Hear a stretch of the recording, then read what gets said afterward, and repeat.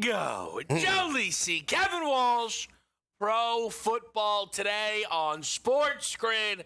Little in-game lifestyle here, Lisi. We are out in London. We've got the Browns and the Vikings. Browns struck first with a Dylan Gabriel passing touchdown to Harold Fannin Jr., the rookie tight end.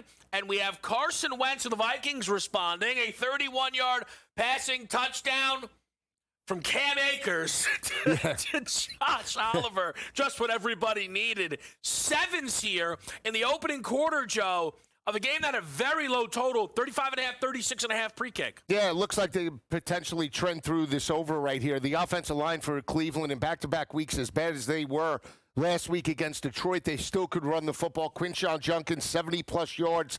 Last week, he busts a 30-yarder in this matchup to put them in a position to score. We'll see how this game plays out because you would give the edge to Brian Flores and the defense, especially how they came on in the fourth quarter against Aaron Rodgers. They closed the gap, put them in a position to potentially pull it out. Can they force turnovers against Dylan Gabriel? Up until this point, he's played clean, but the rushing attack has been there. If they shut it down, second half could be a different story. 2.5 live point spread in favor of the Vikings following that touchdown. Total sitting at 42.5. Those numbers could vary a little bit book to book here right now. For Dylan Gabriel getting this start, though, Joe, it's obvious. You take a lead, you get a touchdown pass on the board.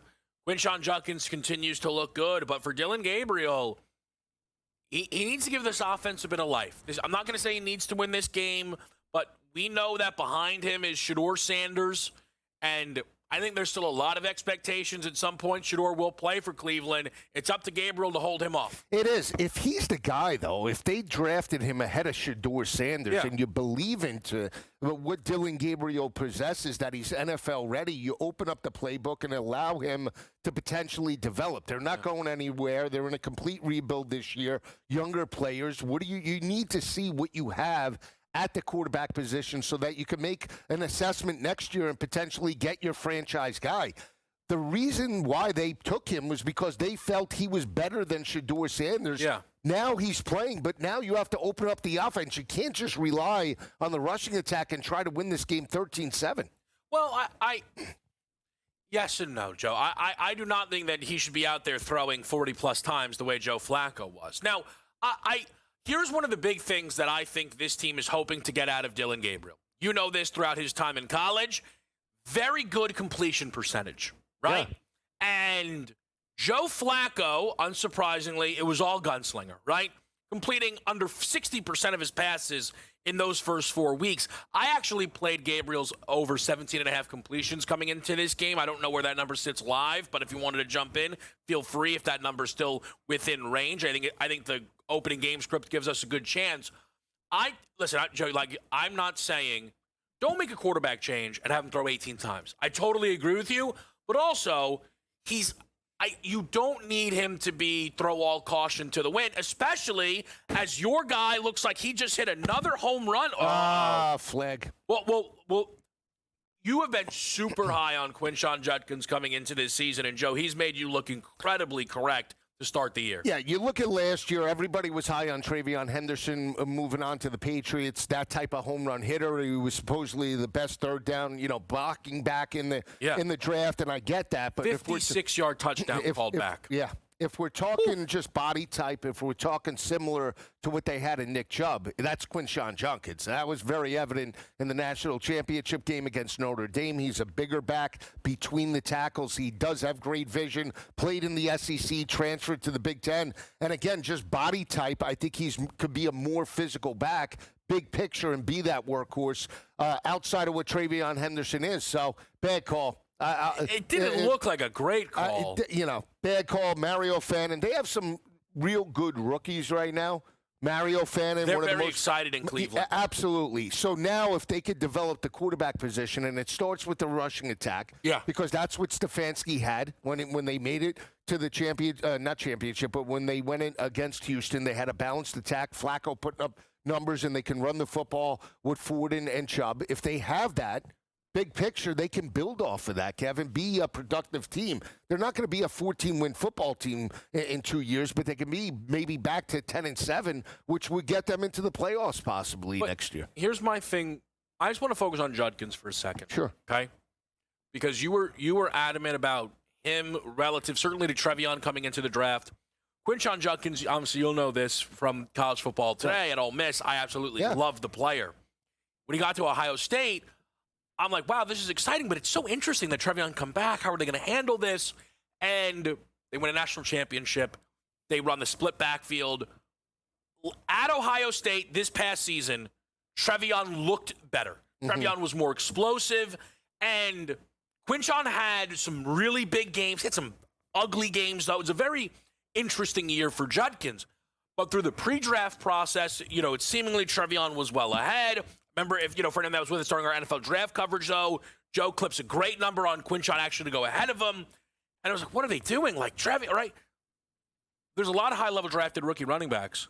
So far, I think you could argue Judkins looks, forget Trevion, right, better than Genty, better than Hampton, better than Scadaboo. Quinshon has looked good.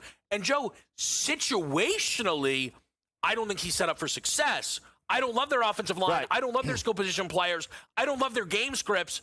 I think it's been as impressive as you could imagine for Quinshon Judkins in Cleveland. Yeah, think about last week. They go into Detroit. They're 9.5, 10-point dogs in that matchup.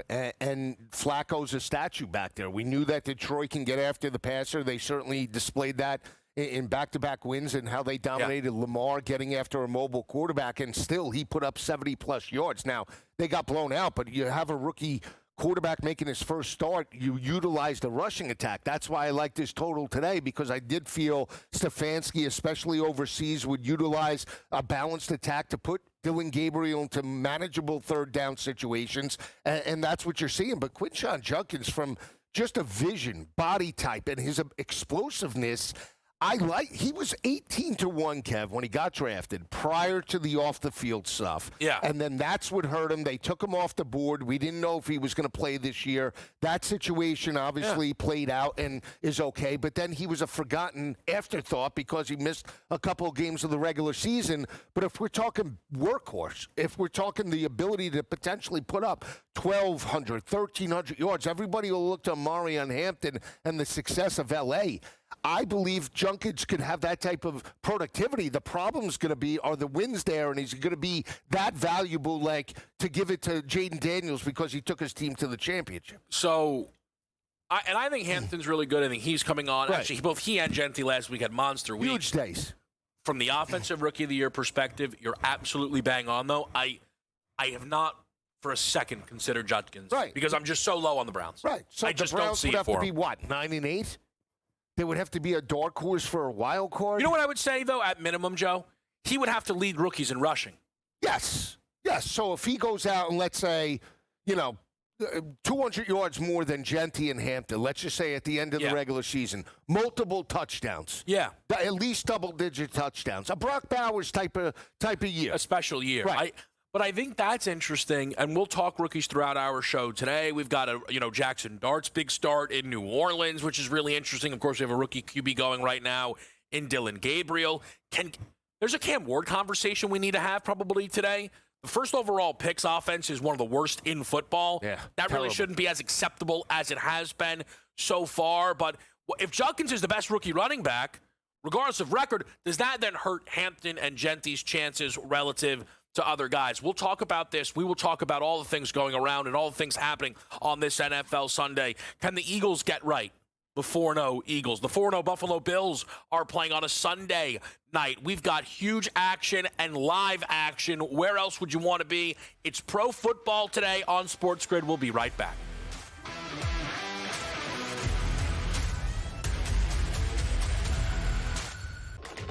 Enter into the magical world of McLuck.com, where even the smallest of spins can win real cash prizes. Adventure into over 1,000 of the best Vegas-style slot games. So what are you waiting for? Unlock your free welcome offer today. Join the fun where winners play and players win. Well, Shadur, which quarterbacks are you talking about? Because there's some bad quarterback play out there, but the dude who can't beat Dylan Gabriel out for a job and can't beat Joe Flacco out for a job, certainly can't lay claim to being better than any other quarterback in the league. The Craig Carton Show. Only on SportsGrid. That's a lot for a closer. 10. You're not a closer anymore if you blow 10 games. I mean, my goodness. That's He's mentally broken too. Like, it's to the point where, like, Dodger fans aren't even mad at him; they're more mad at the Dodgers for putting him out there. Putting him in. Right? It's more so. Right. Yeah, it's like, guys, like, he's done. In-game live, only on SportsGrid.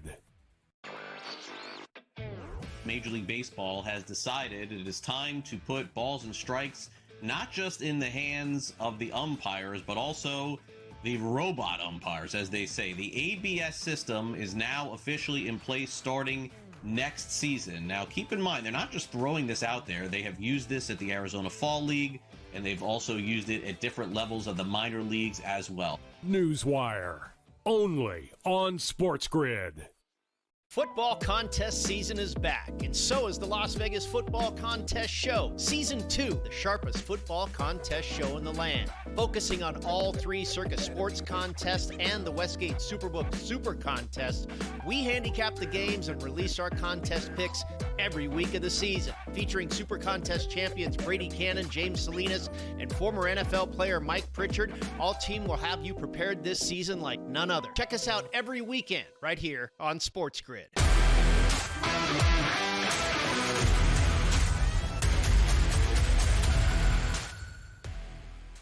Pro Football today on SportsGrid. We have so much to get to here on this Sunday morning, Joe. So I'm pretty I'm happy that we've got the extra hour because we've got great games to break down, favorite prop bets. We're going to do it all Sunday morning crunch. We've got Pro Football Doc stopping by to help us out. What do we do with that Ravens situation? We'll talk about that, of course. Adam Kaplan's going to join us here as well, NFL Insider. And we may need a little inside information from Adam Kaplan because the Philadelphia Eagles are 4-0. And for anybody that doesn't know when it comes to this desk, Joe Lisi will let you know how good the Philadelphia Eagles are. I think it would come from me. Joe has been adamant all year long they are the best team in football, and so far through 4 weeks, Joe, the record says they're the best team in football. The details of these games have been very odd.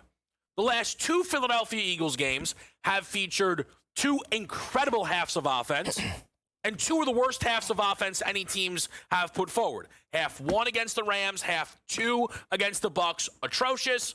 The middle portions were fantastic. And what this has led to is, once again, A.J. Brown not being very happy, sending out subtweets on Twitter, and then he's doing press conferences where he's like, guys, it's not about stats. It's not about stats. I just want to win.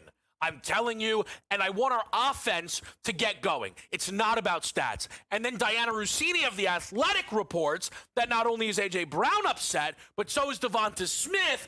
And one thing they're really upset about is that they don't have many touchdowns, which I'm going to be honest with you, A.J., if this is a part of your complaints. That sounds like it's about stats because the Eagles have scored a touchdown on 100% of their red zone opportunities. So to complain about the Eagles' red zone offense feels maybe a little ridiculous. Joe, you are adamant. Again, I cannot stress this enough. People will think it will be me. It is you. That the Eagles are by far the best team in football. They are. But there's a lot going on here. What do you make of the A.J. Brown comments, the way the Eagles' offense looks? What do you make of it all? Typical wide receivers, no? I mean, you can go back to the days of, I think, Jerry Rice, and, you know, when you have a marquee number one. And now it's Devonta Smith, the pure, consummate professional, potentially coming out and saying, you know, that he's not getting enough touchdowns. I get it. He did score a touchdown against the Rams, though. I guess that was game-winning touchdown. Right, that wasn't, it wasn't enough. He's furious for some reason. Let me just say this.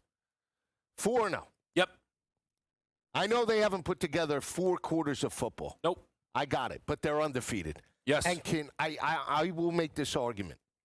Has there been a team in the NFL that has played a harder schedule in the first 4 weeks of the regular season than the Philadelphia Eagles? Divisional opponent with 6 months of preparation, new coach, new optimism. Dallas Cowboys, they win. They grind it out, but they win, right? rematch Super Bowl in Arrowhead against a team that they clipped in last year's Super Bowl and demolished them with revenge on their minds. And what did they do? They won and covered. Revenge playoff game where the Rams covered but were in striking distance to almost knock off Jalen Hurts and Saquon Barkley. And what happened? They won for a half, but they won and covered. Now, it doesn't matter how they covered, but they won and covered. Yep. And then last week, a team that had beat them the 2 previous years, right? Beat them in a playoff environment 32-6, 32-7. Beat them in the regular season by 20+. And then they go in there and they hold on and win. Maybe it wasn't as flashy as you wanted, but if this was the Chiefs, nobody has played a harder schedule with revenge and teams, playoff caliber teams, every single one of them. I mean, no? Who's played a harder schedule? Yeah, I think there would be very few teams that would even have an argument. I think you are right to invoke the Chiefs because this is very similar to last year's Kansas City, defending champs. They don't ever lose, but it doesn't look how you want it to look. The only difference is last year's Chiefs were given a lot more grace than this year's Eagles. Trust me, I know, as I, on a weekly basis, tried to shake you in right side, Right. and you were like, they win, kid. And then all of a sudden it came home to roost. Here is where I am at, though, with the Eagles, Joe, as a 4.5-point favorite today.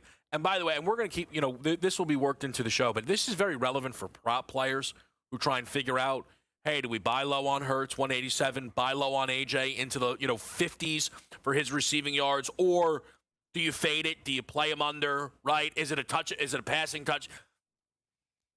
I think it is incredibly fair to ask questions about the Eagles' offense. Okay. I think some of the questions, though, are a little simple. Everyone's like, what's going on with Hurts and the pass attack? The running game is worse than the pass attack. Okay. Saquon Barkley does not look like Saquon Barkley. The offensive line does not look like the offensive line. To be honest with everyone, the player who has had the highest highs of the Eagles season offensively is Jalen Hurts. Jalen Hurts has had better halves than Saquon Barkley. And, so it's very interesting that there's all this focus on, but again, he's the quarterback. What I think, though, Joe, when we think about trying to repeat, right, when we talk about the futures market, what I think is very frustrating and difficult for bettors to figure out, or maybe not, but the A.J. Brown stuff isn't going away. And here's the thing. There's a lot of people who are defending A.J. Brown, and that's fine. You cannot tell me that this makes things easier for the Eagles, that every game there's a ton of tension on not only will they win, but will A.J. be happy. It makes things more stressful, does it not? Yes, but at the end of the day, they're winning games. I think today is a breakout performance for the rushing attack. I honestly believe that. I think Saquon Barkley blows through his number today, 81.5. If you go back a couple weeks ago when they faced a very physical offensive line in Indianapolis, Jonathan Taylor abused that defense for 168 yards on the ground. I think everybody's going to look at AJ and Devontae Smith because they're upset and think it's a Jalen game. I think you go with your bread and butter today because they have an elite secondary. You're led by Patrick Surtain. Now they shut down Jamar Chase and Jake Brown. I understand. But to contain that, I think it's run first, and then the big boys will eat in the second half. Again, and let me just say this, one more thing. Yeah. Because we judge by the gambling numbers. Oh, by the way, they're 3-1 ATS. The only game they didn't cover was the week 1. So all the arguments, they don't look the same. They've covered 3 straight games. Right. In rough environments. I mean, 2 of the 3 were on the road. I think one of the things, though, and I don't think it's the NFL. But it's not being talked about a lot, Joe, is you say Saquon breaks out. He's having 3.1 yards per carry. There are a lot of valid questions around the Eagles. We've got a lot of questions around the Baltimore Ravens. We'll try and dive into those after a quick break on SportsGrid.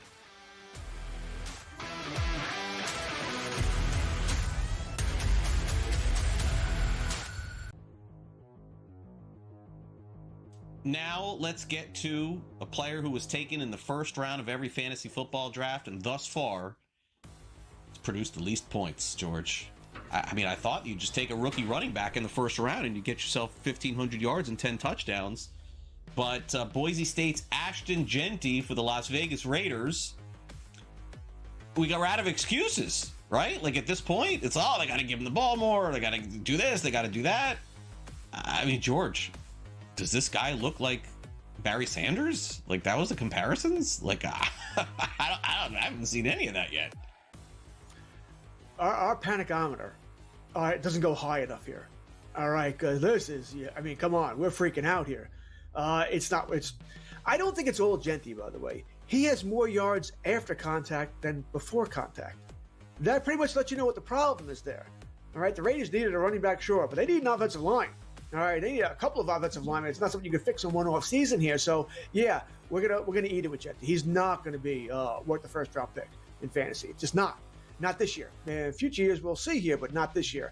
The offensive line is not very good. The defense is not very good, so they have to throw the ball more in the second because they're trailing every game. So that's hurting us as well here. So, yeah, like I said, the panicometer, it doesn't go high enough for this, okay? I am more than concerned. I am not calm. I am critical. I am flipping out. Isn't there going to be a time where he just breaks it free? George, like, what you said is not false. But I think there's a point being missed here. Why has he not broken free one time the whole season? Not once. To just run away. Like he's Devin Singletary right now. No offense to Devin Singletary, but that's who he is. Fantasy Sports Today. Fridays starting at 3 p.m. Eastern. Only on SportsGrid.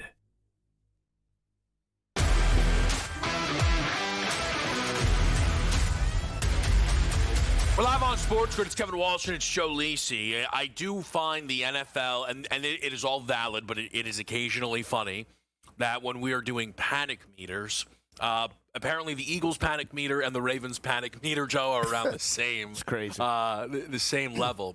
Look, for Baltimore, Super Bowl favorites, right? Mm-hmm. First game of the year, they're favored in Buffalo, who are now the Super Bowl favorites. Last week, they're favored in Kansas City. These are not things that teams can do lightly. Well, you pick your head up now. Week number 5, they're a home underdog to a Houston Texans team that is also 1-3. How do we get here? A defense that is falling apart by its play and by injury, and then a Lamar Jackson injury to add on top of that. Lamar Jackson will be out for today's game and potentially beyond that, Joe. And I think that is maybe how you really attack this conversation. Lamar could miss the next 2 games. They're at home, but against the Texans and the Rams. The Ravens are still favored at a minus price to win the North, make the playoffs.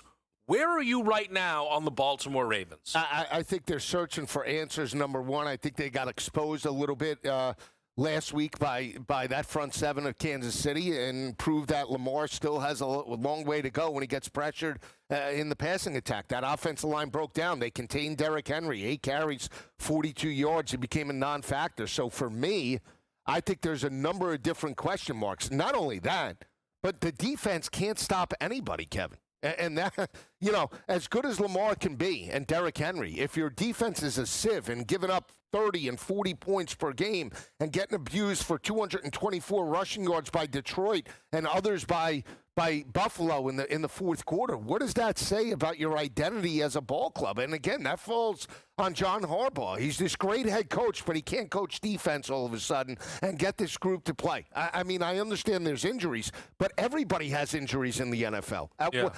The Bills and Sean McDermott were decimated, right? And they still find ways to keep the gauge and keep wins going. I understand he's one of the best playmakers in the NFL, but you have to find ways to grind it out. Utilize the players that you have. It's Cooper Rush today. Again, it should be a heavy dose of Derrick Henry on the ground in the receiving game, hopefully. But we'll see. I mean, again, do I think this team can make the playoffs right here? Yes, because the AFC North is so bad. You see how bad Jake Browning and that offense are. Zach Taylor's on the hot seat. They're searching for answers. I don't believe Aaron Rodgers and Pittsburgh are a complete team. We see what Cleveland is today. Yeah. Rebuild. Yeah, they could be 9-8. But is this a team that's going to compete with the best in the AFC right here, right now? No. So It's so frustrating, I think, to see all of this play out because I'm just starting to think about the Joe Burrow injury, and it's driving me crazy because that team really had an opportunity this year.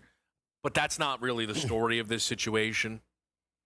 The Ravens' injuries are now the story, but healthy Baltimore has not met the level of expectation. No. The defense has been very, very bad and enters this game. Matabuke is now out for the year, okay? We have Kyle Hamilton questionable, Marlon Humphrey out, Roquan Smith out. Ronnie Stanley might miss this game, the left tackle. We know Lamar is going to miss this game. So for the Ravens, we know they've not met the level, but it is now about will they make the playoffs and then therefore will they win football games, right? So it starts today. And Joe, I don't know what side you're on in this game. We can get more into this. But I look at this, and if I'm a fool, then so be it. I love the Texans in this game. I don't know what we're doing here. What is this number? Joe, what is the gap between Cooper Rush and Lamar Jackson? If I have to hear more about how Cooper Rush, he filled in admirably for Dak Prescott. Lamar, Dak, huge gap, big style gap. Like, is Lamar Cooper Rush not worth 6-7 points? You would think. I think it's just a mindset. Oh, Derrick Henry could take this team over and potentially pull out and grind out a victory. But again, you're talking about a front seven that's pretty good in run support. They contained Bucky Irvin when they played Tampa in that matchup. They made second half adjustments. They didn't. From a defensive perspective, Houston is above average. So I think when you look at this game and you say, okay, quarterback advantage, Stroud over Rush. When you look at offensive line, you probably we'll give it to Baltimore. Let's just say, right? Defensive line, all Houston. Secondary, Houston right now. So how is Baltimore going to move the football and win this game? Not only that, the total is 40.5. This is a defense that got absolutely decimated. And the only thing that could allow Baltimore to win this game is if DeMeco Ryans goes with that mentality. Why try to win games 40-20? Let's lose them 17-13. I'm glad you brought up DeMeco Ryans. I think there's a coach conversation to have here entering this game and just the Texans overall. We will break this one down and give you an update in London. It's the Browns and the Vikings. It's Joe Lisi and Kevin Walsh. We're on SportsGrid.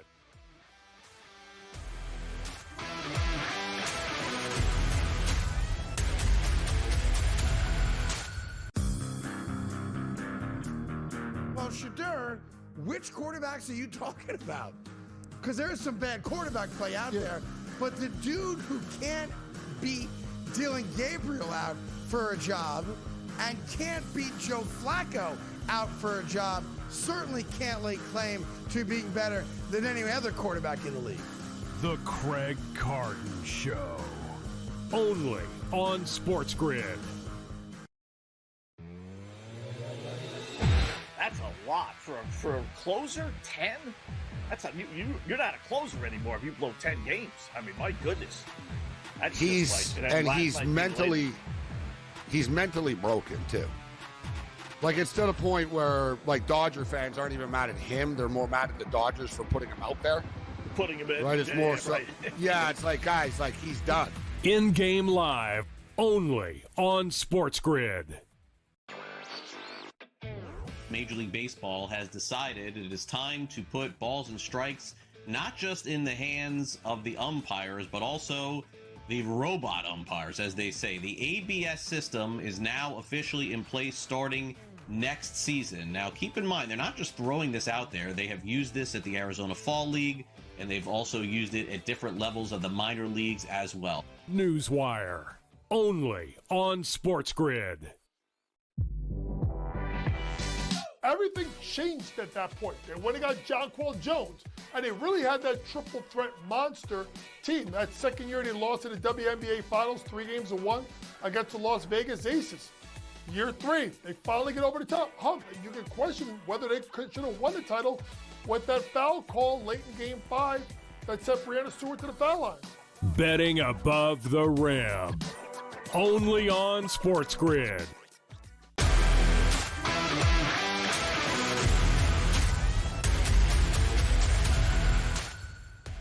With you right here on Sports Grid. We were talking Ravens-Texans, Joe. Let's just get right back to this game. And you mentioned D'Amico Ryans. Mm-hmm.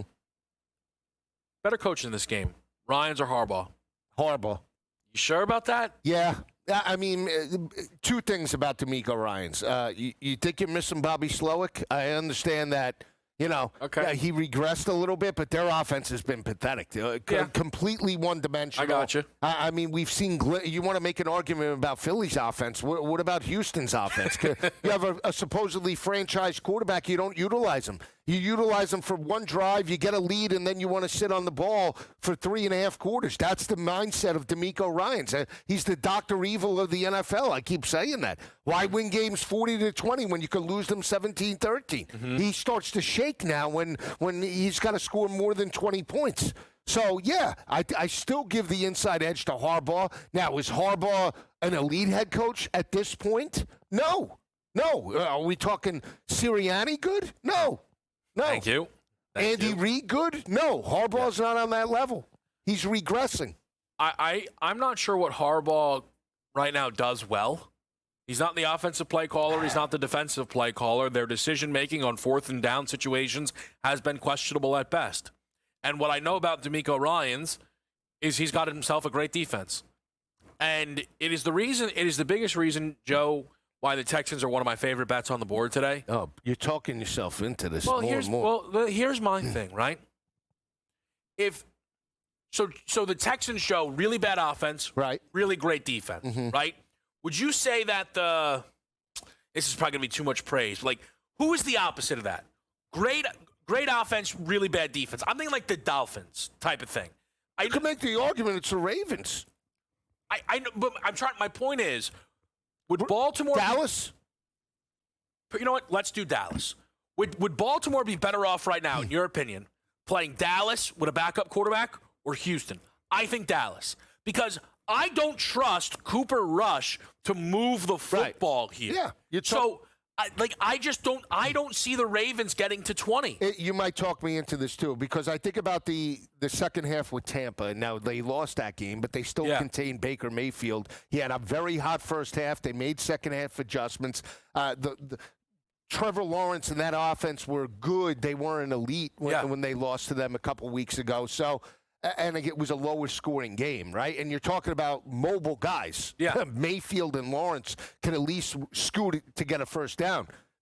Cooper Rush, I mean, you want to take a sack total today? 4.5, 5? Well, but again, Kev, that's if the game script even allows him to throw it 20 times. 100%. This might be a 40-carry day for Derrick Henry. It might be, but I cannot stress this part of it enough. Derrick Henry is great. But Derrick Henry has never faced focus since joining Baltimore the way he is about to. Because Lamar Jackson's value in the run game is almost unquantifiable. Right. Like they've had, just so everyone understands, the Ravens have had the best rush offense since Lamar's got there before Derrick got there. Like it kind of took things up a level. I want to bring up Thursday Night Football. Am I wrong to say that the Ravens are more injured than the Niners were on that Thursday night? No. Because, Joe, we saw how that number got out of whack. Yeah, 8.5. I mean, and I don't know what side you ended up on, if you played a side in that game. I did have a side. I had a good night. I ended up really liking the Niners because I thought things got a little out of hand. But again, I'm going to Purdy to Mac Jones, Lamar Jackson to Cooper Rush. I just think it's so big, and he's old. Cooper Rush, I keep going back to this. We regurgitate these backup. Like, there's not a young guy that we could get that could beat out Cooper Rush. I think my bigger problem might just be, though, it's like, hey, if Lamar's out, who do we want the fill-in to be? Cooper Rush? No, you'd be better off with Huntley they used to have, a mobile guy. And I think they're bringing Huntley back, but I don't know how you Mariota, somebody like that. Give me somebody that could scoot. Get into the draft, honestly, just have, draft a quarterback in the 6th round. Let me bring up that Thursday night game, actually. You tell me if I'm overreacting. I think it's maybe the biggest win we've seen all season. The Niners, Joe, with that win, the only teams with better odds to make the playoffs entering today, Buffalo and Philly, the 2 4-0 teams. They've now beaten every single team in the division. They've beaten the Rams and the Seahawks on the road. They're 4-1. They only have 2 remaining games. against teams above 500 that are not in their division. There's a lot of football that still has to be played. I think San Francisco has set themselves up now where, look, I don't know where all the chips will fall within a very good NFC West, but I can't see a world the Niners don't play playoff football. No, I mean, again, I thought it would. I would want to take. I took a wait and see approach. I liked Arizona to win the division. I thought maybe potentially San Fran would fall off a cliff with all the unknowns, and all they do is win. And that was a quality win on the road against a divisional opponent that beat their ass 2 times last year, right? And had the better quarterback advantage heading into that matchup. And Mac Jones outplayed Matt Stafford. And that offensive line protected him, and those backups made plays. And Kendrick Bourne seems to have this great relationship with Mac Jones. And again, Christian McCaffrey's not putting up huge numbers in the rushing attack, right? They're not running the football consistently. It's been the aerial attack. And their only loss came to Jacksonville. I mean, Jacksonville's a very good football team right now. I buy in that they're going to be, at worst, potentially a 10-7, 11-6 team, and they're going to be on the door, obviously, wild card, potentially NFC West champ. We'll see. But I'll say this, is Mac Jones' performance last week, is this another stepping stone from what we saw Darnold and Baker Mayfield? You know, when you're able to go into a Kyle Shanahan offense and rip that team apart and just consistently find ways to abuse a very good secondary, I don't know. Does he have a new lease on life next year with a team like Cleveland or somebody else? Yeah, I think Mac is basically now guaranteed, like, he'll be employed for a decade. Like backup court, like at minimum. But could he be that starter where like Sam Darnold is in Seattle and Baker is with Tampa? I don't think this is unfair. He didn't play that bad last year for Jacksonville. No, he didn't. Brian Thomas probably misses him. Right. If you're the Niners, this is a part of why people said don't pay Brock Purdy. Right. System. Because it's not, look, do I think Purdy is better than Mac Jones? Yes. But price adjusted, you're getting smoked. Right. The amount of money that they could have poured into the potential offensive line or the secondary, Joe, and saved on quarterback, you usually don't say that, right? But let's remember, at least the rumors we've heard, Kyle Shanahan always wanted Mac Jones, right? Didn't we hear that? Yeah. In the draft that year, they wanted Mac Jones, and they zagged on themselves and went Trey Lance, and obviously we know how that all worked out. Like,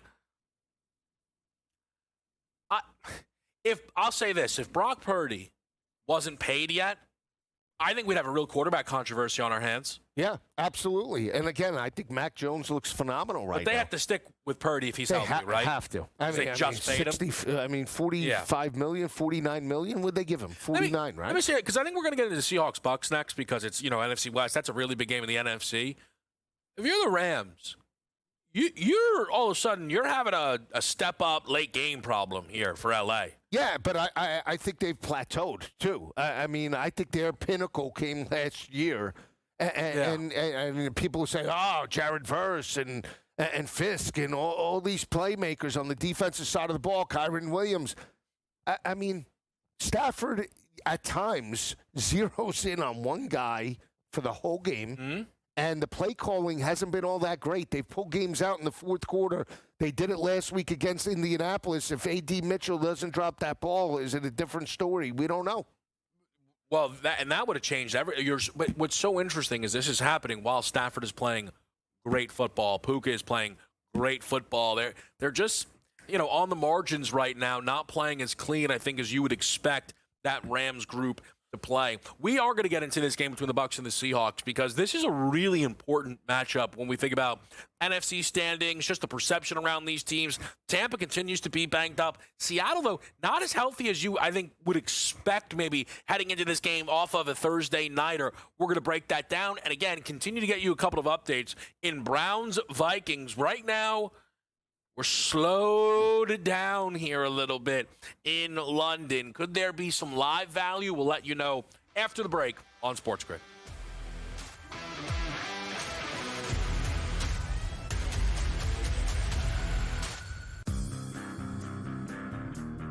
Well, Shadur, which quarterbacks are you talking about? because there's some bad quarterback play out there. But the dude who can't beat Dylan Gabriel out for a job and can't beat Joe Flacco out for a job certainly can't lay claim to being better than any other quarterback in the league. The Craig Carton Show. Only on SportsGrid. That's a lot for a closer. 10. That's you're not a closer anymore if you blow 10 games. I mean, my goodness. That's He's mentally broken too. Like, it's to the point where, like, Dodger fans aren't even mad at him. They're more mad at the Dodgers for putting him out there. Putting him in. Right? It's more so. Right. Yeah, it's like, guys, like, he's done. In-game live, only on SportsGrid. Major League Baseball has decided it is time to put balls and strikes not just in the hands of the umpires, but also the robot umpires, as they say. The ABS system is now officially in place starting next season. Now, keep in mind, they're not just throwing this out there. They have used this at the Arizona Fall League, and they've also used it at different levels of the minor leagues as well. Newswire, only on SportsGrid. Everything changed at that point. They went and got Jonquel Jones, and they really had that triple threat monster team. That second year they lost in the WNBA Finals, 3-1 against the Las Vegas Aces. Year 3, they finally get over the top hump. You can question whether they should have won the title with that foul call late in Game 5 that sent Breanna Stewart to the foul line. Betting above the rim, only on SportsGrid.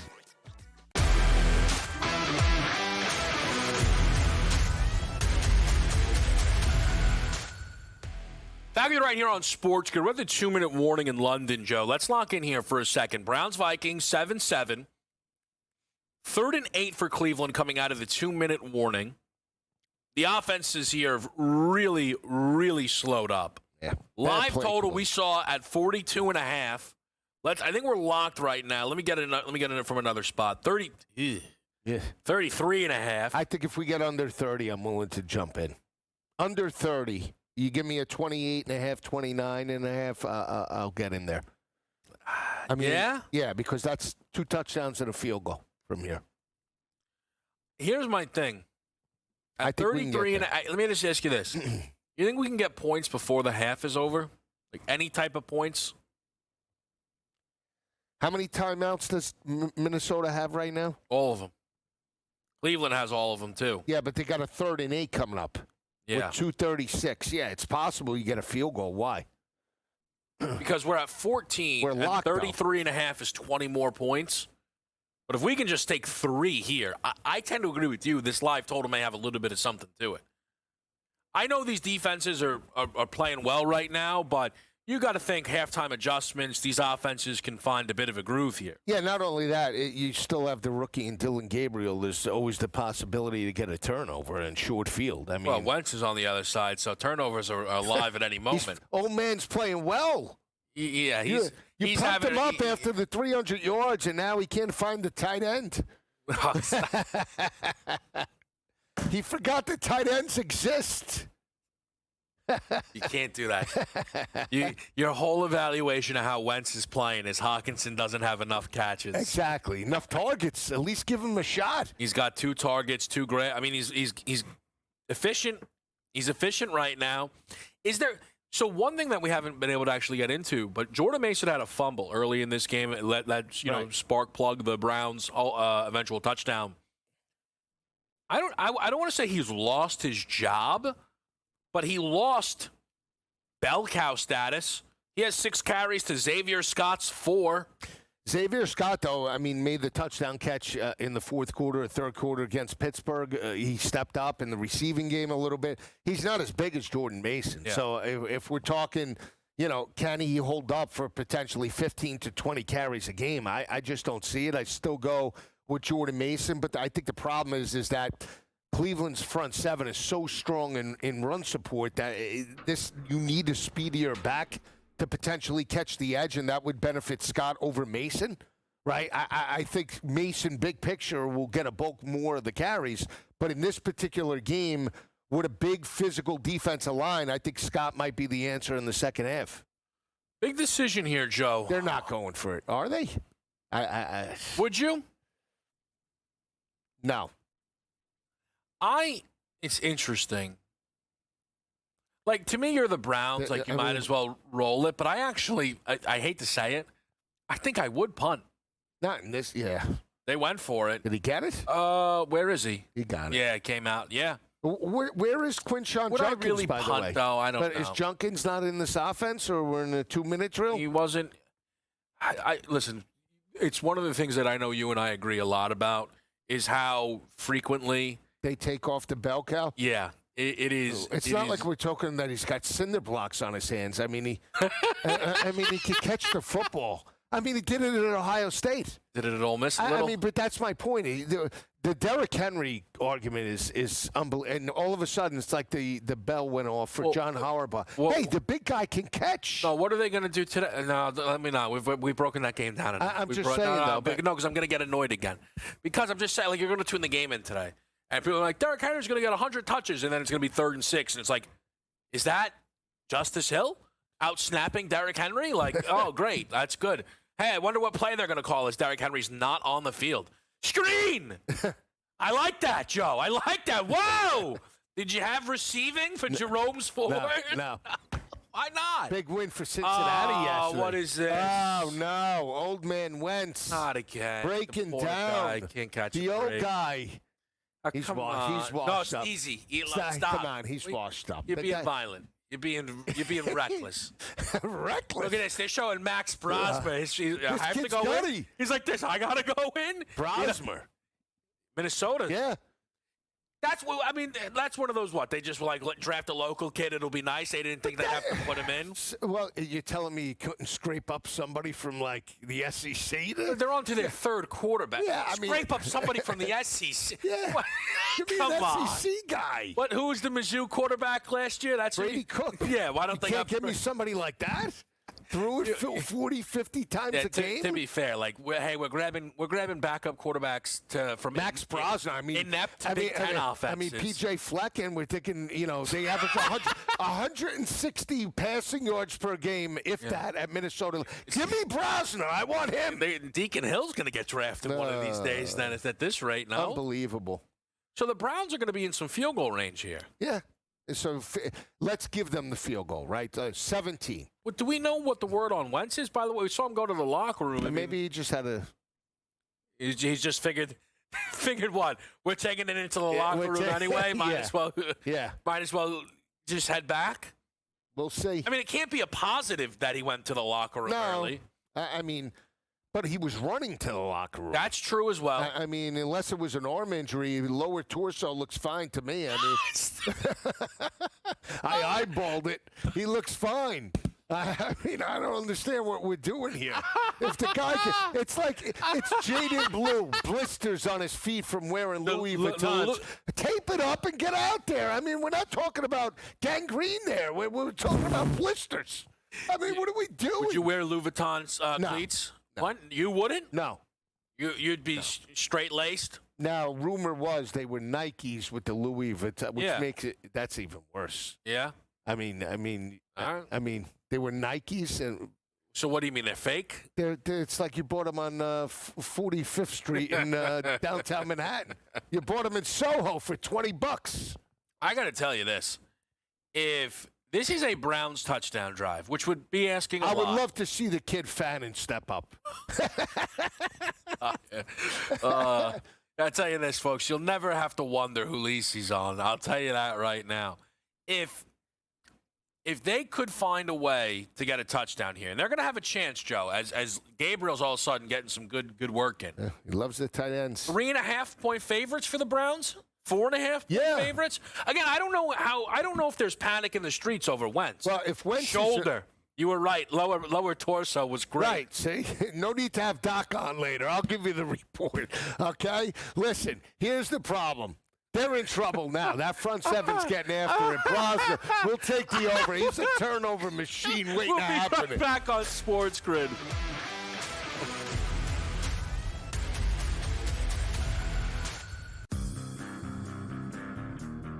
Well, Shadur, which quarterbacks are you talking about?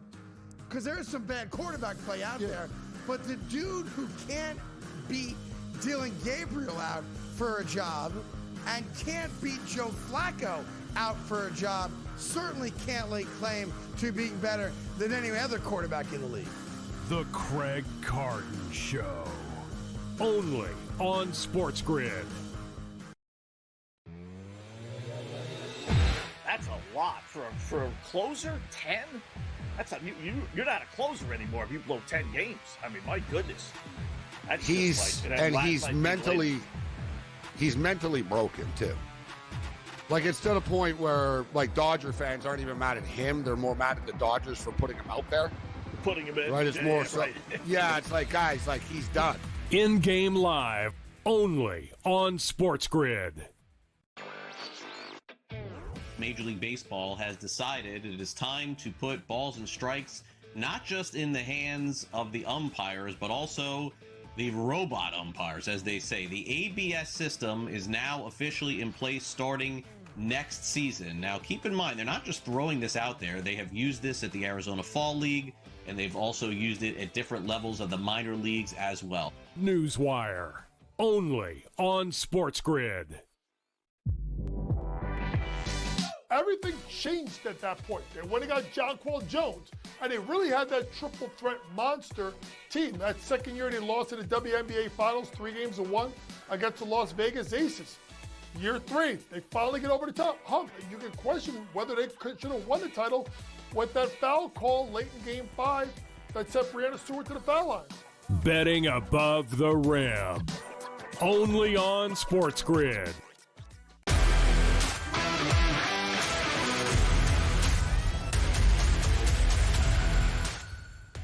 In Seattle, we have some action between the Bucs. I wish you saw that play.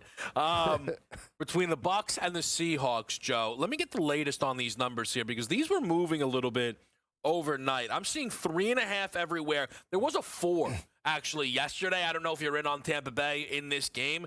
It's a pretty good Seahawks spot. At home, off of Thursday Night Football.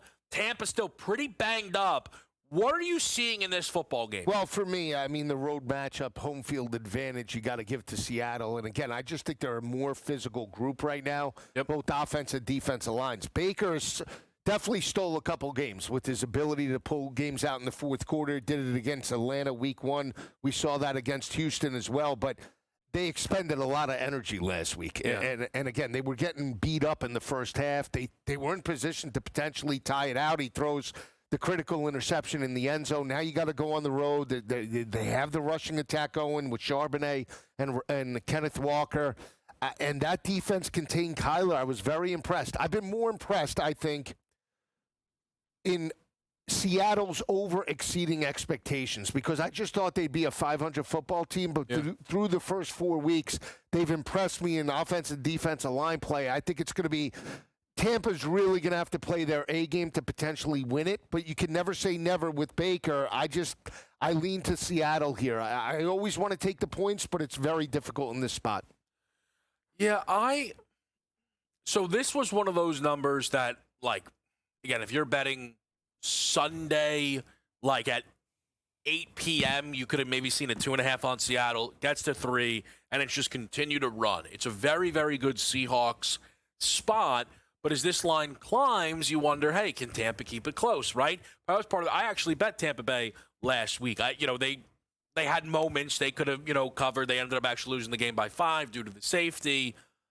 But I'm starting to eye up this total here, Joe, towards an under. Are you? 44.5. I don't know. Listen, I haven't played it yet. I have not played it yet. There's a couple of spots that I'm waiting to see. I knew we'd be in a little bit earlier today, so we'd have time to let some numbers develop throughout our show. My thing is, I do think the Seahawks defense is very good. I think that I know Seattle's offense has played well, but I think Tampa's defense is underrated. We saw they stepped up in the second half against Philadelphia. 44.5 is, pretty much the same number that we saw, in their game, Tampa Bay, against the Eagles. I think the Eagles right now are maybe a little bit more of an over team than I would say the Seahawks are, Joe. I'm leaning under in this game. No read for you total-wise? Well, I mean, I just think over in this matchup just because, again. Uniforms? No, I think Tampa Bay isn't running the football consistently. That's the problem. I think they're missing Cohen a little bit. No Bucky Irving. That's a problem, right? I mean, so how are we going to move the football?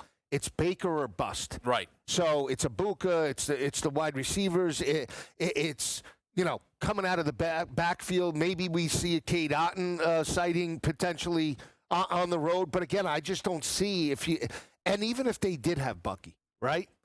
He hasn't been ripping off those type of runs like he had with Liam Cohen last year. Right. I mean, 2 years ago when they had Canales, worst rushing attack in the NFL, 89 rushing yards per game, right? Last year they were up around 140. They took games over in the second half. Yeah, you didn't see that against the Eagles. Now he's hurt. He's banged up. What can you rely on? The only constant you could rely on is Baker. Baker might. What's his attempts? I didn't look at his attempts in this game. I mean, honestly, he might have to throw it 45 times to pull it out. So Baker's attempts right now, we're seeing 33.5. He might throw a 40 in this game. I think that's light. I'm not saying he can't. I'm not. But I think for what is in my mind on this game. How do you see game flow for Tampa? Knowing they had explosive plays. Now, one of the guys is out with Irvin, but I mean that wheel route that he ran. I mean, I know.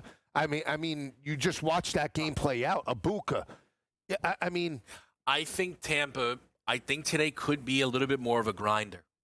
Really? 3rd and 3 conversions. Rashad White on the ground, a little in the air. It feels more like both teams are happy to play ball control. I'm not saying there can't be some big plays, Joe, but I just think that this is a game where both teams understand the power of the turnover battle. I think because I'm on if you're telling me Baker throws the ball 40 times, that means that at some point Seattle's up like 24-10, and then Baker's like, all right, watch this. Yeah. And all of a sudden it's like, all right, so the game's 27-27. What happened here? Right. Like, it does feel, they're going to have to dictate the tempo, Seattle. And if Baker dictates the tempo, it's an over. That's all I'll say, right? More JSN. Yeah. He's been very, very – he is still live, and when we talk OPOY stuff, he is in that race with a few other guys. I don't think anybody's going to win OPOY off of what we've seen that first half between the Browns and the Vikings. Let's talk about your halftime lines in London next on SportsGrid.